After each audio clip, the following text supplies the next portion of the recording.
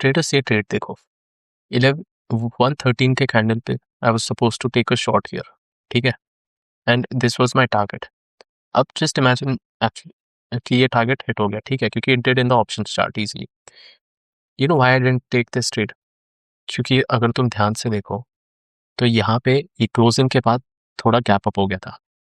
ये देखो यहाँ पे एक गैप क्रिएट किया था, and that is exactly why I didn't take this trade. अगर ये यहाँ पे ओपन होता एग्जैक्ट क्लोज के आसपास तो मैं ट्रेड ले लिया रहता।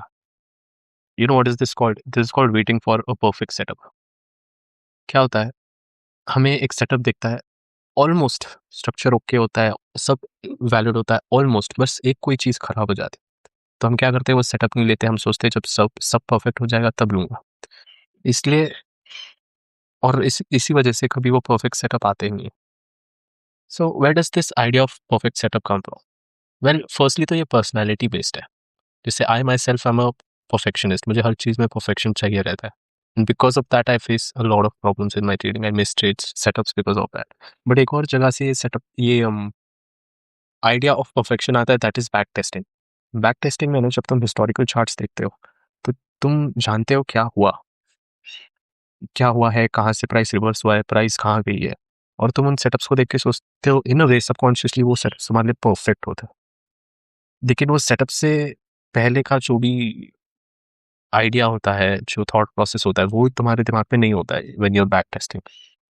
हमें बस वो सेटअप रिजल्ट की वजह से परफेक्ट लगता है। बेटर सेटअप का वेट फर्स्ट ट्रेडिंग पता है कब बन जाता है? जब वो तुम्हें हार्म क्रिएट करने लग जाता है। जैसे कि first harm you get is you miss valid setups just like you did here.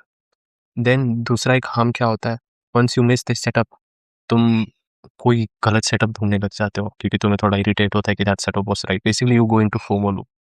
तुम फिर जब कोई समझो एक और यहाँ पे जैसे ये सेटअप मिल गया ये क्लोज पे, तुम इसमें अब क्या करोगे, या तो तुम ओवर साइज कर दोगे, टारगेट बड़ा बना दोगे कि भाई इसमें इतना कमा तो इसके लिए इतना ही कमाना है, इससे ज़्यादा कमाना है। परफेक्ट सेटअप की तलाश में ट्रेडिंग इंप्रूव नहीं होती, वो एक एंग्जाइटी लूप क्रिएट करता है, wait, miss, over correct, miss again. So what should we do instead? Well, we have to start implementing the idea of avoiding perfectionism. So rather than searching for perfect setups, we have to look for high probability setups. Jaise, there are three types of setups: A, B, and C. So if let's say this didn't meet all the conditions, you can turn this into a B setup, and accordingly you can risk. Let's say you risk 1K in this, you can risk 800 in this, and then if it is a C setup, you can risk 500 in this. This is one way जिसमें तुम you can deviate from perfectionism. And another way is high probability एक spectrum होता है, 60%, 70%, 80%. So तुम trade की quality rate कर सकते हो rather than skipping it. तुम acknowledge कर सकते हो कि uncertainty will be there, and regardless you take the trade. And in case you still didn't take it, you can keep it a part of your journal and then keep it a part of your system, and इसे एक probability based result create कर सकते हो. Also do is ask yourself a few questions like, is my setup valid? Is my pre-trade checklist done? Right? उसमें से, as I said, if you have 5 ticks, you can take 4 or 3. Mostly go with 4. अगर ये है, you can initiate. Then you can go with, is my thesis clear? Like, is my structure clear? Are my levels clear? Is the trigger clear? ठीक है. Is the risk to reward, which is a part of your checklist, is that clear?